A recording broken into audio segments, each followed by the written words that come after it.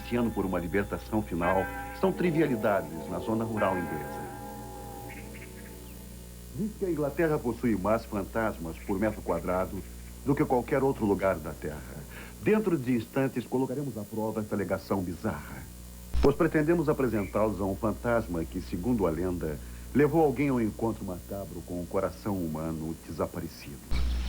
Vocês verão tudo em nossa viagem ao desconhecido, ao bizarro, ao inesperado.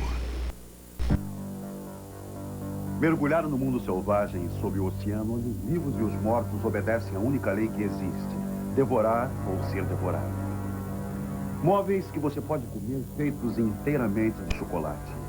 Um peixe venenoso que é um prato de gastrônomo, mas à primeira mordida poderia matar.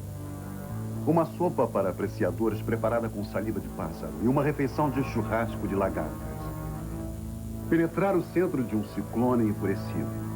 Passar por uma ponte retorcida destruída por um furacão e observar como o vento torna-se parte de uma ultrajante obra de arte.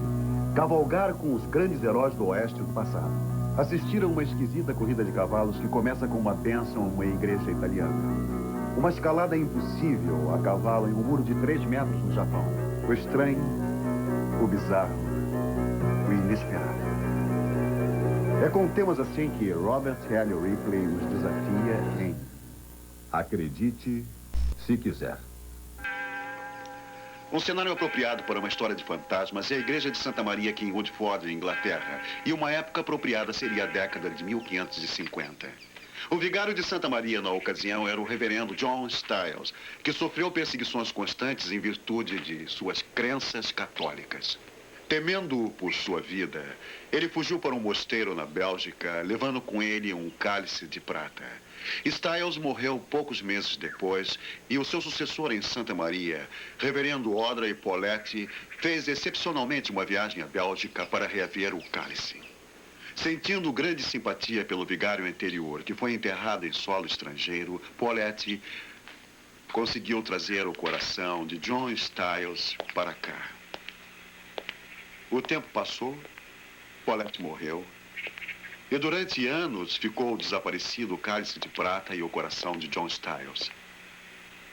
Então, em 1862, uma série de ocorrências misteriosas abalaram a quietude da pequena igreja de Santa Maria. Segundo a lenda, as meditações de um jovem aluno foram inesperadamente interrompidas por um fantasma. A figura espectral parecia chamá-lo, querendo a sua assistência em algum empreendimento estranho, mas um tanto desesperado. Amedrontado pelos gestos do espírito, mas motivado pela curiosidade, o jovem iniciou uma estranha exploração. Pelas investigações, o estudante descobriu um painel que se movia. Em companhia do vigário, o estudante voltou ao lugar onde o fantasma o havia levado. E lá, tiraram da parede o painel para revelar o cálice. Aparentemente era o que o fantasma queria que ele achasse. Dentro do cálice descobriram o que parecia ser uma carta. Escrita séculos antes, continha instruções de onde o aluno poderia achar uma relíquia ainda mais fascinante. Com um martelo e uma talhadeira, ele cavou em um pilar. E lá dentro estava o coração, na mesma caixa onde Poletti havia colocado. Este é o pilar. Ah, e isto é o que resta do coração de John Styles.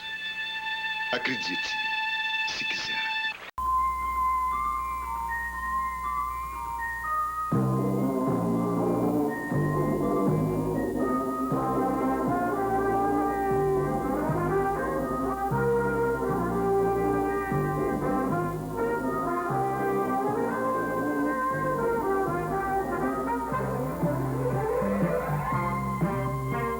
Acredite se quiser.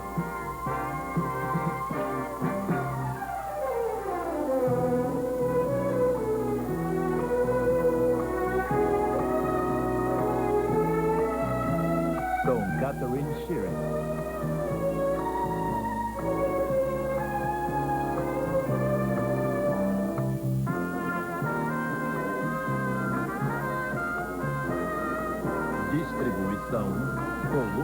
Masters Television.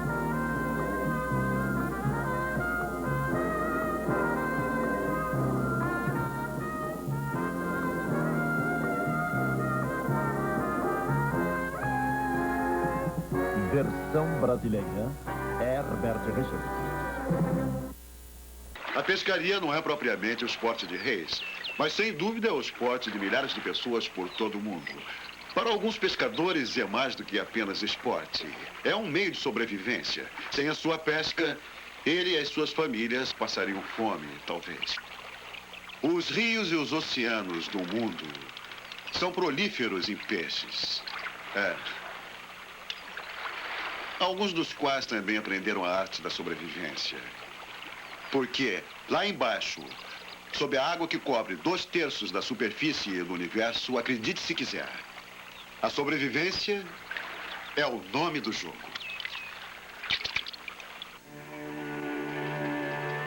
Nas águas profundas dos oceanos, há uma profusão de beleza.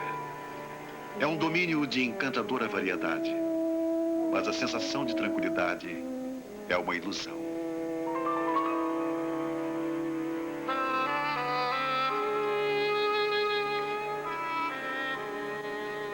Apesar de sua coexistência aparentemente pacífica, cada espécie é, na verdade, ambos presa e predador. Sua sobrevivência depende de uma lei selvagem. Devem devorar e evitar serem devorados.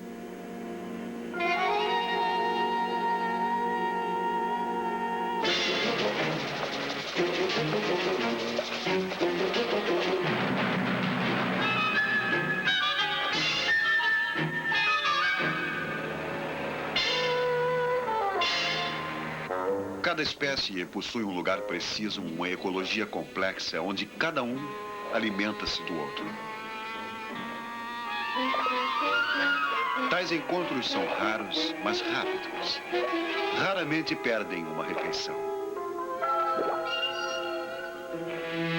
A estrela do mar não é apenas uma decoração passiva. E os moluscos, como a concha, não são tão imóveis quanto se pode imaginar. As conchas fogem em disparada, esguichando jatos de água do seu corpo. A estrela do mar está entre as criaturas do fundo do mar que se movem com mais lentidão. Para protegerem-se, dependem de disfarce, como uma variedade de seus vizinhos. O eremita adota uma casca para servir como escudo. Seguro por instantes em sua armadura, a solução do eremita é simples comparada ao esforço do seu primo, o decorador. Protege-se com um manto feito de pedaços e fragmentos de rocha.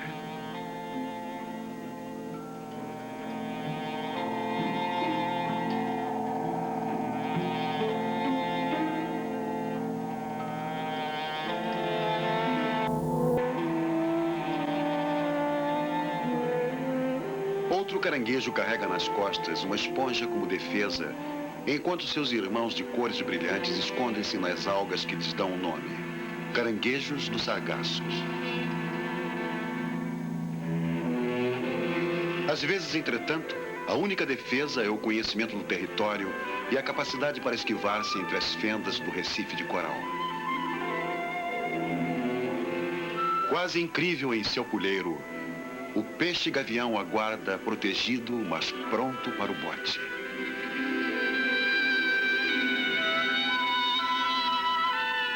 Para o peixe-cardial, os espinhos afiados do ouriço do mar fornecem um abrigo que seria mortal para as espécies maiores. Para eles, o ouriço, ou qualquer dos seus vizinhos, é lar.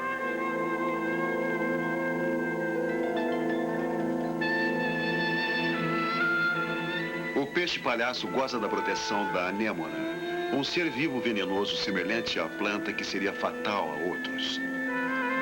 O relacionamento é tão seguro que o peixe-palhaço até põe seus ovos perto da anêmona, certo de que não serão perturbados. A anêmona, entretanto, não tem esse relacionamento com o peixe-cardial, que cometeu o erro de abandonar os braços protetores do ouriço do mar.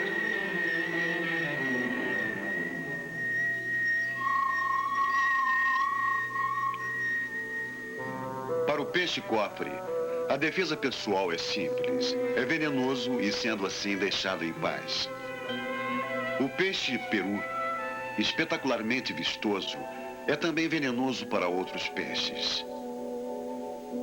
Ilusoriamente, o peixe-borboleta possui no rabo falsos olhos para que os atacantes pensem que ele vem ao invés de ir. Outras espécies assumem posições raras para harmonizarem-se com as adjacências, tornando-se, à primeira vista, outra parcela da vegetação flutuante.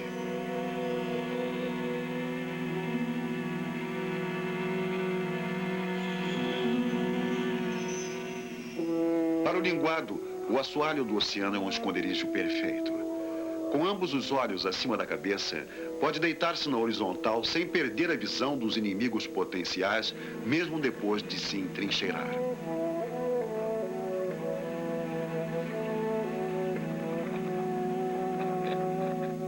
Outros seres das profundezas desenvolveram habilidades similares para se esconderem no fundo do oceano.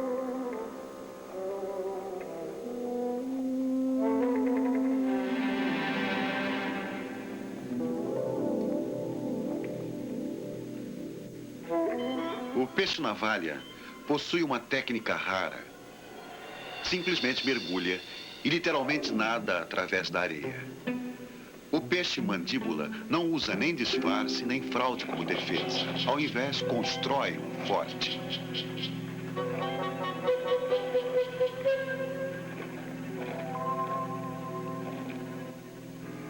A camuflagem nem sempre é uma técnica defensiva. Para o peixe-ganso, é uma maneira de atrair uma refeição. Primeiro, move-se para um local provável. Depois, some virtualmente, pois resolve ir para o fundo para guardar. Para atrair uma presa, ele usa os mesmos métodos que um pescador humano. Uma isca brilhante e atraente. Incrivelmente rápido. Só um dispositivo fotográfico para captar a ação.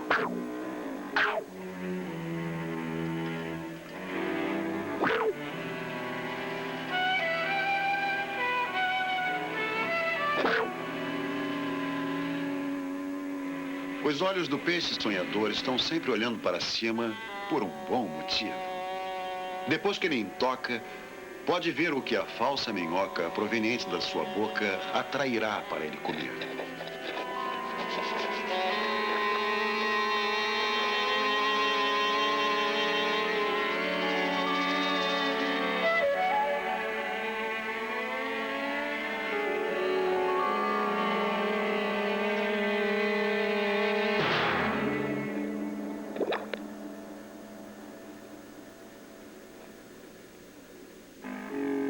Para o peixe pescador, paciência é a chave para a sobrevivência. Permanece imóvel como uma pedra que se assemelha, aguardando que a vítima inocente fique ao seu alcance.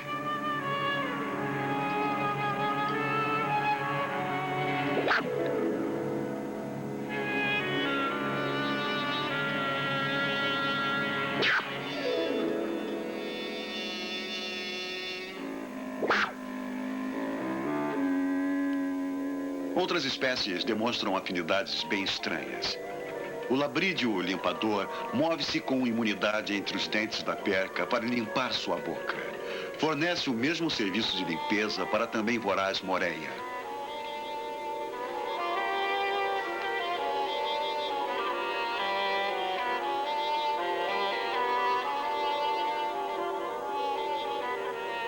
O polvo faz parte da elite intelectual do mar. Possui um cérebro grande e usa válvulas complexas para inalar e exalar a água do mar. Sua boca é embutida, escondida no centro de seus tentáculos contorcidos. Os tentáculos alinhados em fileiras duplas de fortes ventosas carnosas parecem quase dóceis. No entanto, são capazes de esmagar a presa que conseguiu pegar.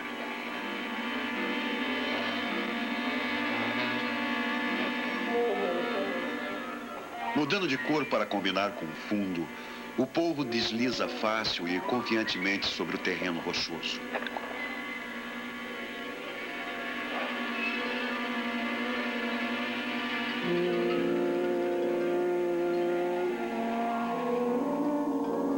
Aparentemente, por acaso, ele perturba a Moreia.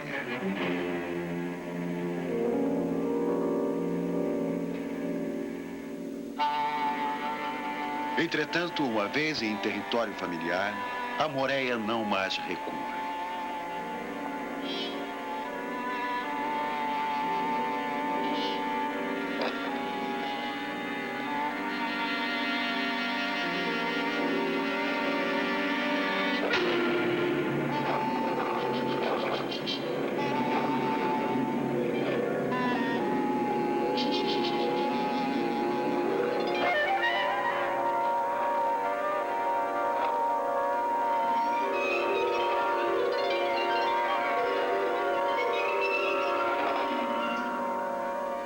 Um anão entre gigantes, o molusco de concha cônica não depende de velocidade ou força para sobreviver, mas de cálculo e dele mesmo. Sua tromba maldosa injeta um veneno.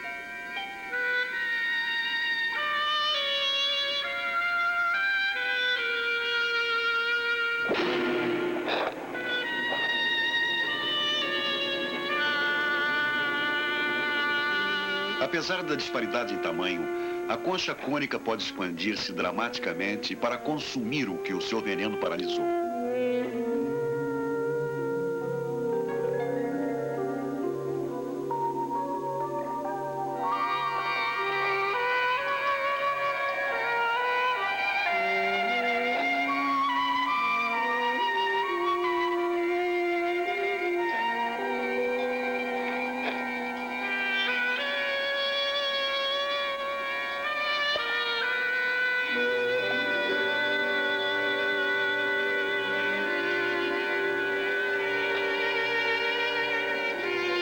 Não há nas profundezas sensação de vencedor ou vítima. Ao invés, há apenas uma simples reafirmação da lei básica do oceano: devorar ou ser devorado.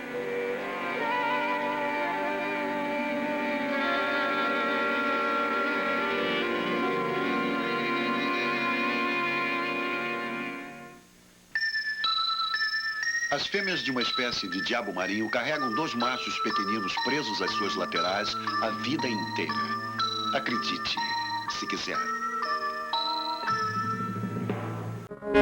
A seguir no Japão, um peixe venenoso que poderia matar à primeira mordida é um deleite dos gastônicos.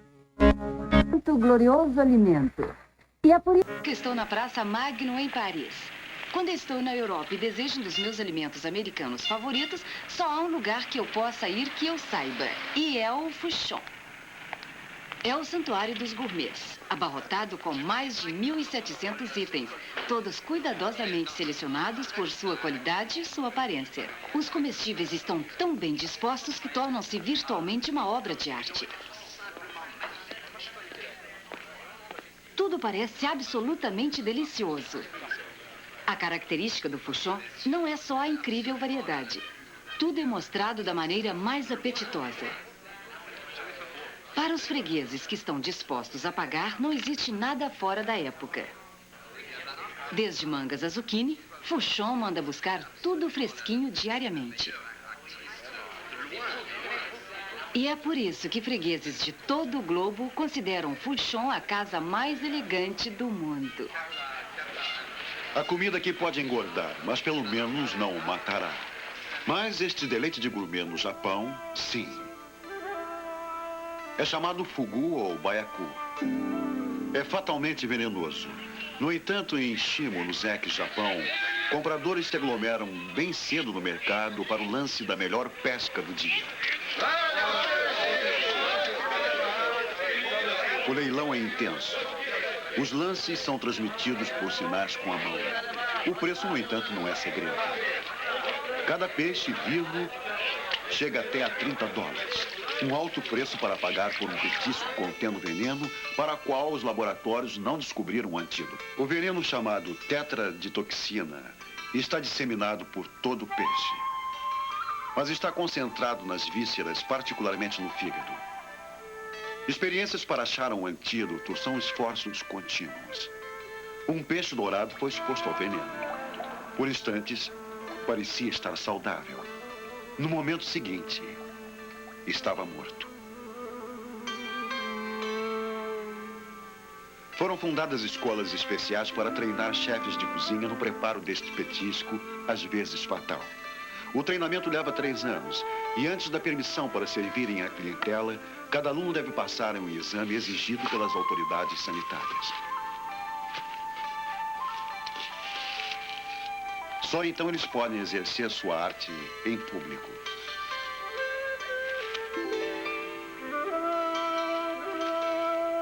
O fugu é um peixe mortal. Em 1980, a sua ingestão no Japão resultou em mais de 60 mortes. Entretanto, nos bons restaurantes de Tóquio, a tabuleta do baiacu ainda atrai fregueses corajosos. Bem preparado, a toxina é reduzida, mas não de todo eliminada. Aqueles que comem experimentam um formigamento na língua e nos dedos.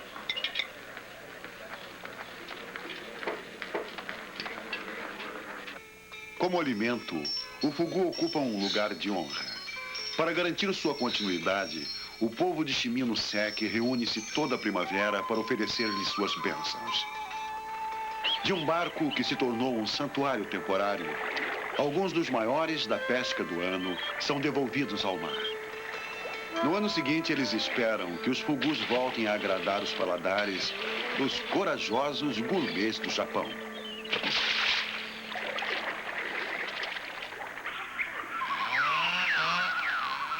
Nas florestas chuvosas de Ziar, na África, a limpeza da terra trouxe com ela uma tecnologia moderna.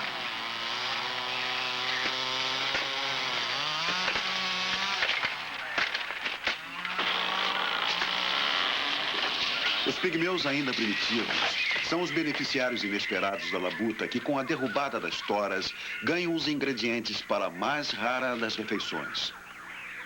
Na floresta chuvosa, o alimento é tirado de onde é encontrado sem nenhuma pergunta. Na aldeia, as crianças aguardam o fogo ser aceso. As lagartas são enfiadas no espeto, formando um colar retorcido, o que representa o prato principal.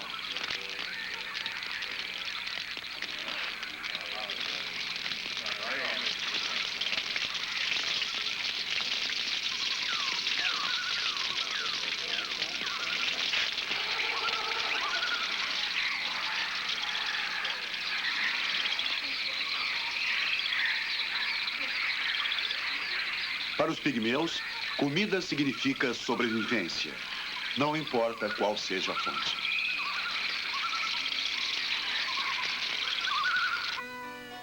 Às vezes, um belo móvel como este sofá ricamente decorado não é apenas de bom gosto.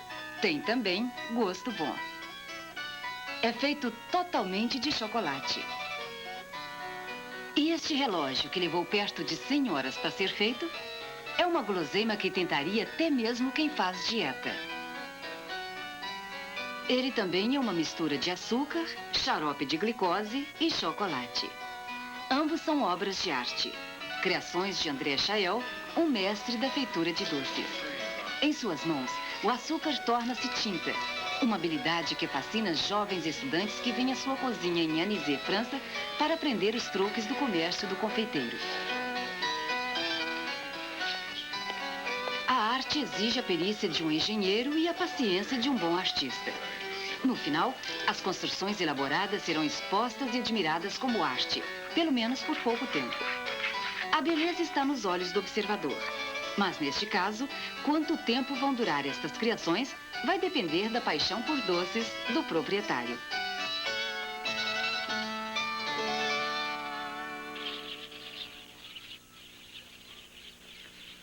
Os tetos destas cavernas, do tamanho de catedrais em Bornéu, são o lar de um pássaro raro que vive apenas nos trópicos e apenas em cavernas como estas, o andorinhão. Os pássaros constroem os seus ninhos nas fendas virtualmente inacessíveis de antigas cavernas. Eles distinguem-se também porque os seus ninhos são o principal ingrediente de um famoso petisco oriental, a sopa de ninho de pássaro. Eles tecem os seus ninhos com a própria saliva, e é esse detalhe que é o deleite bizarro dos apreciadores.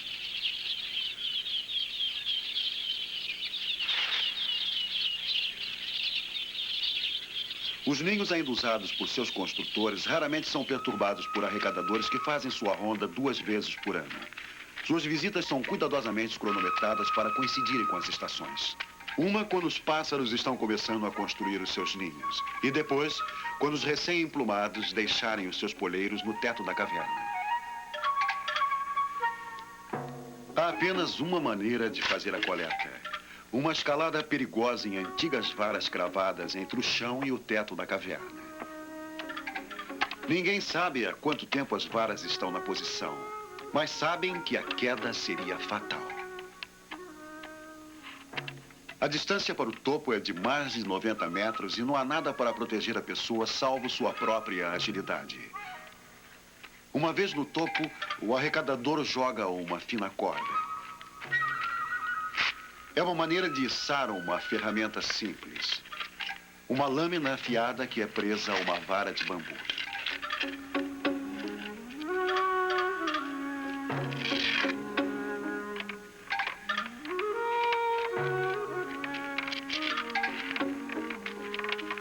Ocultos nas trevas do teto da caverna, os ninhos são revelados pelo brilho bruxuleante de uma vela.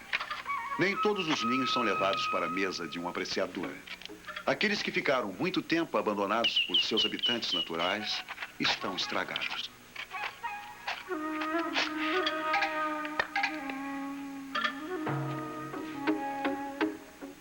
Os ninhos frescos, entretanto, cairão nas mãos daqueles que apreciam esta saliva pegajosa e elástica, produzida pelas gargantas de pássaros habitantes das cavernas de Bornéu. Este é o destino dos ninhos de pássaros de Bornéu.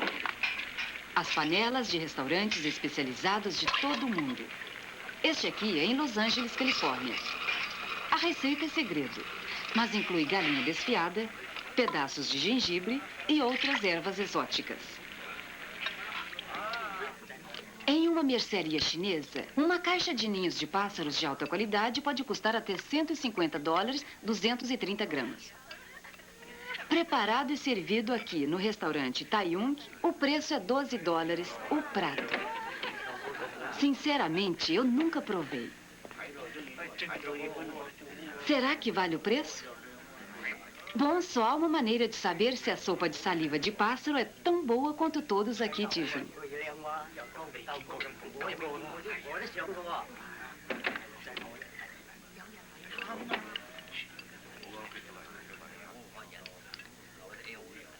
É, nada mal. O que prova que um ninho de pássaro na sopa é melhor do que 2 na caverna. Acredite, se quiser.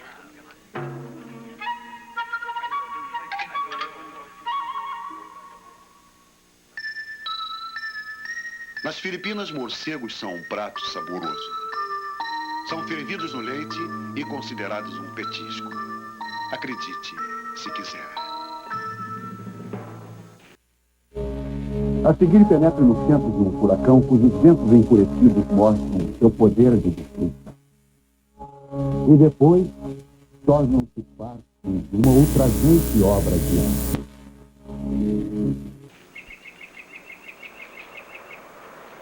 O vento que eleva uma pipa e encanta uma criança pode também levantar telhados e destruir comunidades inteiras. É perigosamente imprevisível. Tanto é amigo como inimigo. Uma brisa pode tornar-se um tufão. Um zéfiro pode virar um ciclone. O mesmo vento que suspira brandamente através das árvores pode também uivar e ganir, gelando os ossos e também o espírito. Vento! Vento!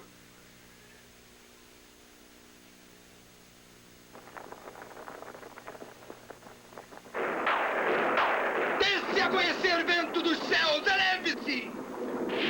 Salvo na fantasia de produtores de filmes, o vento é uma força além do controle do homem. Rugindo sem obstáculo, o vento é irresistível. Pode ser localizado pelo radar, antecipado, esperado, mas no final, ele fará o seu próprio caminho. Carregando o mar diante dele, os ventos do furacão excederam a mais de 300 quilômetros por hora. Mas não são os únicos ventos nascidos no mar. Tromba d'água como esta rodopia subindo para as nuvens. Move-se sobre a superfície, deixando uma vigília de redemoinho para marcar a sua passagem.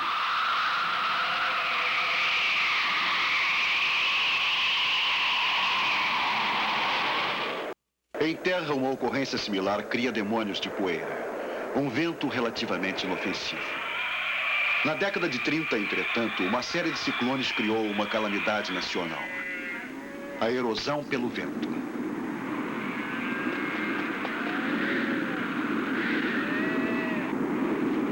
Tinha 500 quilômetros de largura, estendendo-se do México ao Canadá. Para quase 1 milhão de famílias, significava o fim do sonho americano.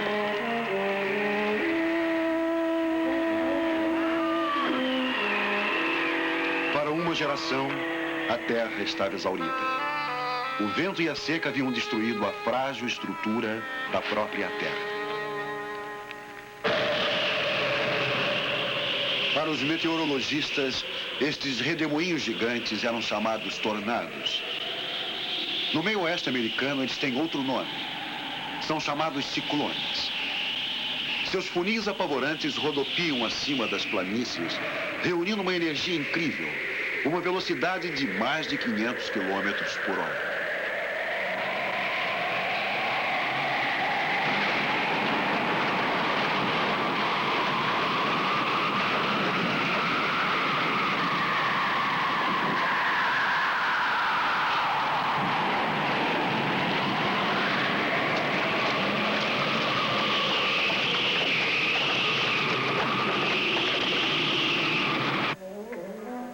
As forças arrasadoras do vento são difíceis de se medir, salvo em termos de tragédia pessoal.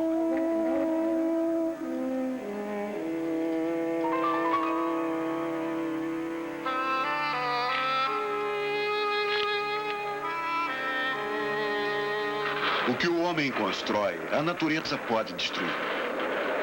Em 1940, 4 meses após ser inaugurada, esta ponte perto de Tacoma, Washington, foi fechada pelo vento.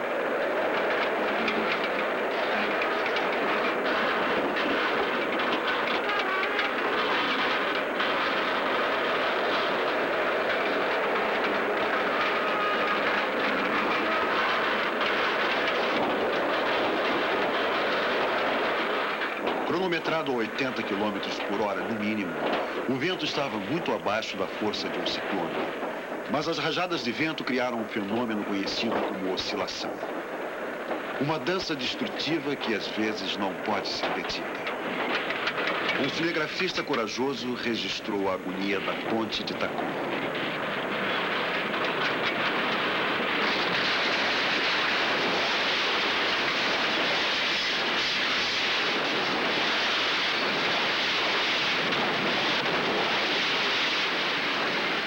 O vento destrói. Nas mãos de um artista, o vento torna-se, entretanto, uma força criativa. Em 1976, um artista búlgaro chamado Kristov chegou ao município de Merida, Califórnia, com a intenção de capturar o vento, construindo uma cerca de 38 quilômetros de extensão. Seu primeiro trabalho foi converter os céticos. A proposta é construir uma cerca de 38 quilômetros por 5 metros de altura. Durante 4 anos, o plano de Kristov foi debatido em audiências públicas. Para obter permissão para construir a sua cerca, ele teve que obter a aprovação da Comissão Costeira da Califórnia e a de 59 proprietários particulares de terras. A cerca deveria permanecer por 2 semanas apenas. Entretanto, para alguns, até isso era demais. Não é arte.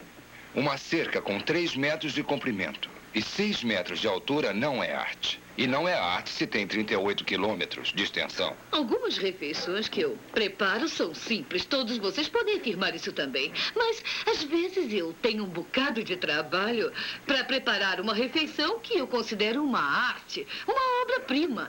E o que acontece? Ela é devorada, desaparece e todo mundo diz que é mesmo. Kristov ganhou o direito de prosseguir com o projeto.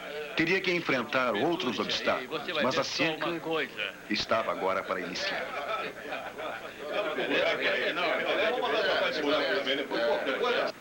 Já! Um grupo de voluntários movimentou-se para criar uma monumental obra de arte destinada a viver apenas 2 curtas semanas. Eles iriam cravar 2.200 postes de aço e suspender 130 mil metros quadrados de tecido. Isso, agora. Estica direitinho, hein? Direitinho. Vai. Vai. Aí. Olha. Vamos. Tudo bem. Eu vou manter firme aqui enquanto eles puxam a outra ponta, está vendo? Na minha opinião, eles não vão andar com isso um pouco para trás. Ninguém perguntou a você. Não, e nem vou dizer isso para eles também. Se o vento piorar, vai ser difícil colocar estes painéis, porque, na verdade, o vento arrasta os painéis quando estão completamente soltos. Vamos mandar mais homens para lá imediatamente. Estica bem aí. Mais. Isso. Prenda bem aí embaixo. Uns 10 centímetros têm de ficar separados, mas presos pelo bloco. Estendendo-se para o Oceano Pacífico, a cerca linear alcança o seu destino final.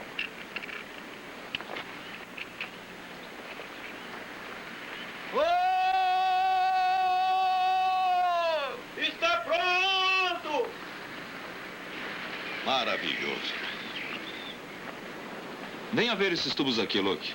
Esse material realmente é muito bom. Tente sacudir isso aqui. Tente sacudir. De maneira alguma você vai conseguir mover. Eu acho que vou dormir aqui hoje. Está tão bonito. Dormir aqui bem perto da cerca.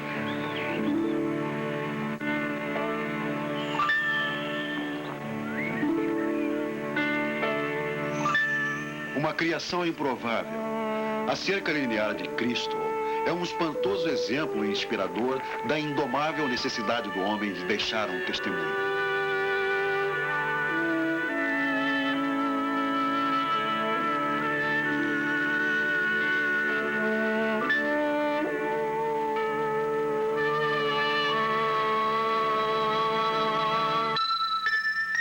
Um ciclone que varreu o Missouri deixou uma criança sã e salva em uma árvore. Acredite, se quiser.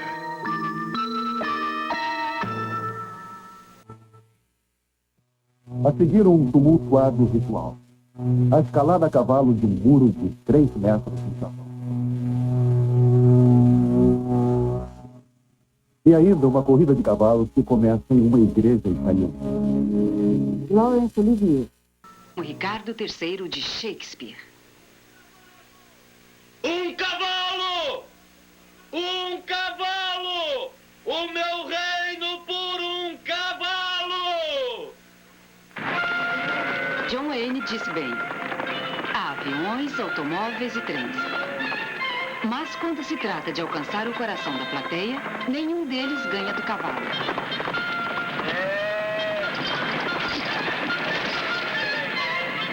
Com a colonização, a saga do Oeste tornou-se folclore. No entanto, sobrevive aqui um fragmento deste período épico às margens do deserto da Califórnia. Empinando acima de Victorville, Califórnia, esta estátua de um astro de cinema é um monumento à preocupação de toda uma geração com os tiroteios das tardes de sábado no cinema. Eu sei porque eu participei.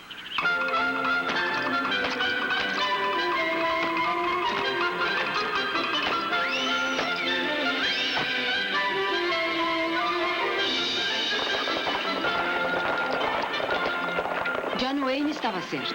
Se havia um cavalo na tela, havia sempre alguma coisa digna de se ver.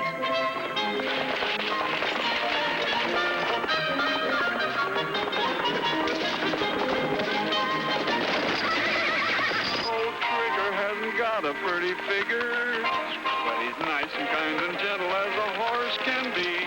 He can carry a double, it isn't any trouble. Hasn't got a pretty Para alguns, o astro desta cena não é Roy Rogers ou Dale Evans, mas o cavalo que Roy está montando.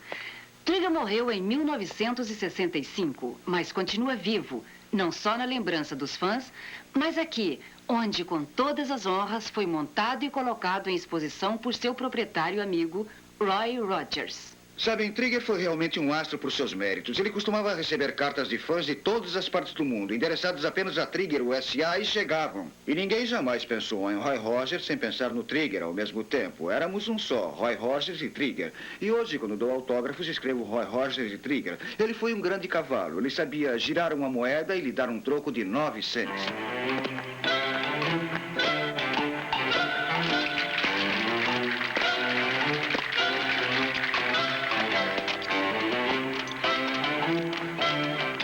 Cada vez mais apreciado, Trigger ganhou o título de cavalo mais inteligente do cinema. Eu quero agradecer ao bom Deus por ter tido um cavalo como Trigger. E eu sei hoje que se há um céu para cavalos, é lá que Trigger está.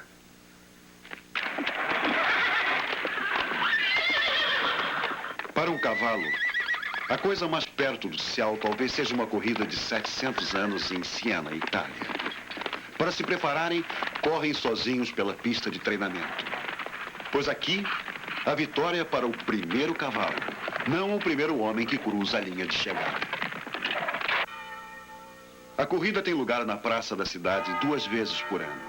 Durante séculos, várias regiões de Siena vêm competindo umas com as outras. Elas criaram bandeiras coloridas para diferenciar o amigo do inimigo. Os símbolos são excêntricos, mas representam um orgulho que só pode ser satisfeito com a vitória.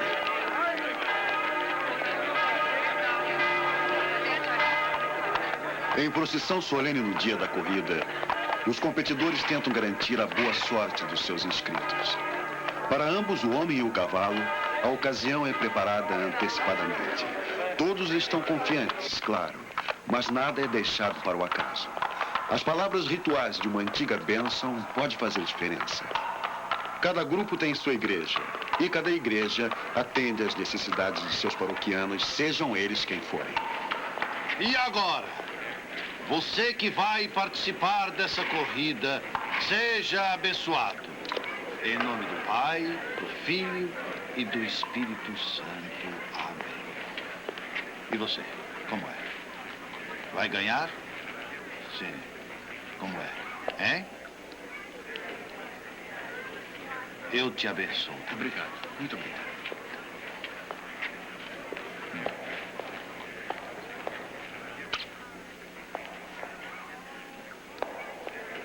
Agora, vá e ganhe essa corrida!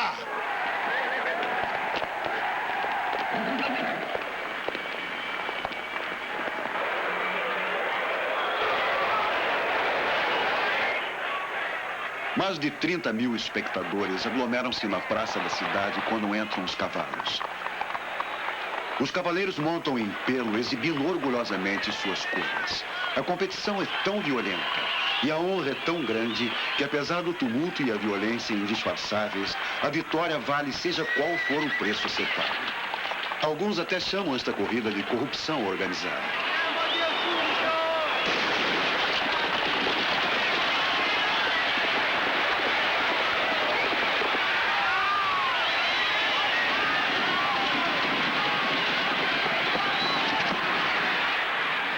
Poucos espectadores demonstram preocupação pelos cavaleiros.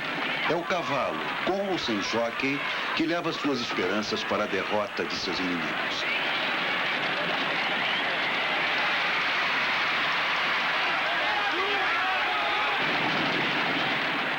Para vencer, os cavalos devem fazer o percurso 3 vezes. Quando entram na curva final, o resultado é óbvio. Para alguns, derrota é tragédia épica. Para o vitorioso, um momento de glória. E para outros, é simplesmente indiferente. No Japão, os cavalos fazem um papel importante em uma cerimônia antiga e perigosa. É realizada no mês de maio para garantir uma colheita com êxito. O desafio é escalar um muro de 3 metros. Os cavaleiros são escolhidos pelos adivinhos de Shinto e vestem trajes tradicionais. São todos jovens e ávidos para testarem sua coragem.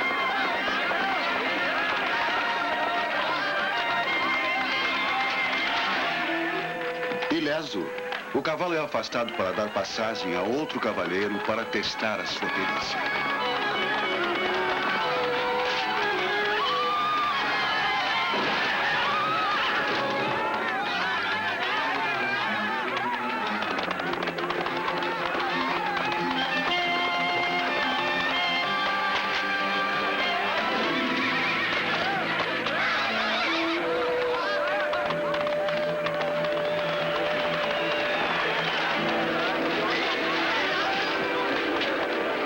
A violência da cerimônia chamada algeuma é tida como vital para os fazendeiros locais. Se pelo menos um cavaleiro não chegar ao topo, acreditam que sua colheita irá fracassar.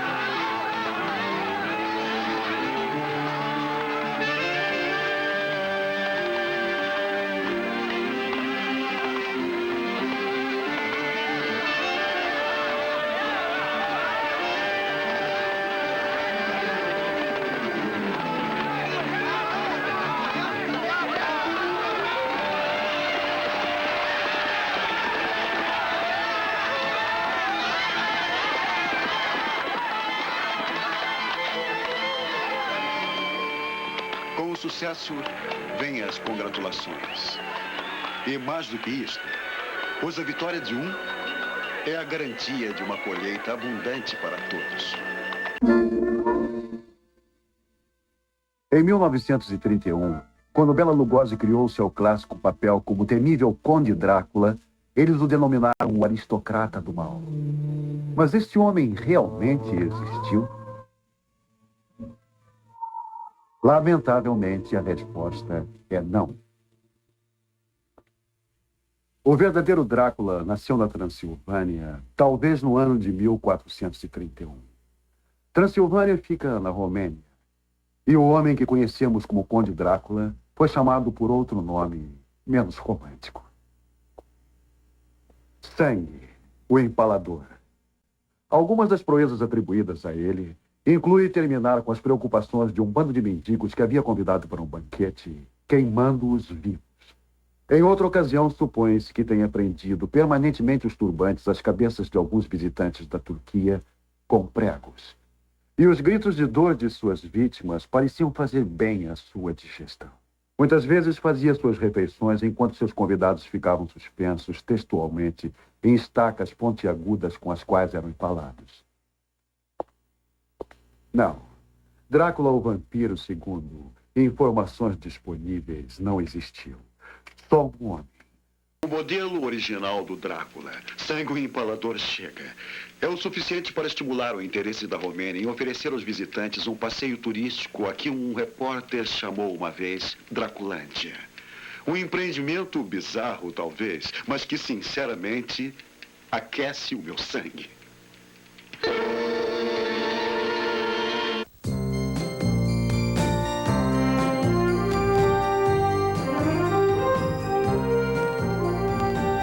Canal 21 UHF, São Paulo. Veja logo mais às 10 da noite um grande filme com som original e legendas em Campeões da Crítica. Fique agora com Cult Séries.